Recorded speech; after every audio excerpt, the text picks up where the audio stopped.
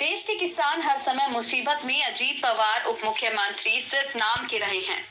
महाराष्ट्र में आज भारी बारिश के कारण किसानों में भारी तनाव है। पुणे मंडल में सोलापुर जिले में कृषि को सबसे अधिक नुकसान हुआ है। सोलापुर जिले में 58,000 हेक्टेयर और जिले में 623 गांव में भारी बारिश से फसलों की और जानवरों की मृत्यु हुई है। किसान को नुकसान पहुंचा है। 8,608 परिवारों को गांव से निकाल दिया गया है। कुल 32,521 लोगों को जिला परिषद के स्कूलों, चीनी कारखानों और धार्मिक मठों में रखा गया है। महाराष्ट्र के मुख्यमंत्री अजीत पवार ने आज सोलापुर जिले का दौरा किया। अपनी यात्रा के दौरान वह बलिराजा किसान पवार की यात्रा के लिए उत्सुक थे, परंतु इस सरकार में सभी मंत्री महाराष्ट्र के लोगों के लिए कुछ लेना देना नहीं है। अजीत पवार, इनके पास सरकारी खजाने की चाबी है, तो आज सोलापुर की यात्रा के दौरान एक बड़े वित्तीय पैकेज की घोषणा करनी चाहिए थी, लेकिन ऐसा नहीं हुआ।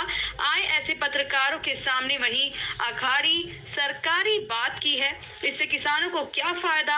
किसान मुसीबतों का सामना कर रहे हैं।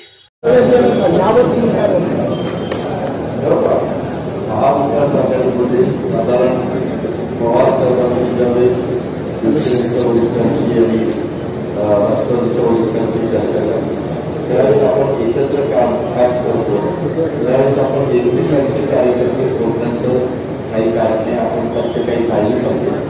ज्यावेळेस महाविकास आघाडी असते त्यावेळेस सरकारमध्ये काम करत असताना सगळेजण एक सहकारी म्हणून काम एकत्रपणे करतो, तर ते तारतम्य टाळलं जावं. आदिवासी म्हणजे तुमच्या कामावर आली असेल. मी बारामतीमध्ये होतो, बारामतीच्या आमदार काही त्या नगरसेवकांना घेऊन आले.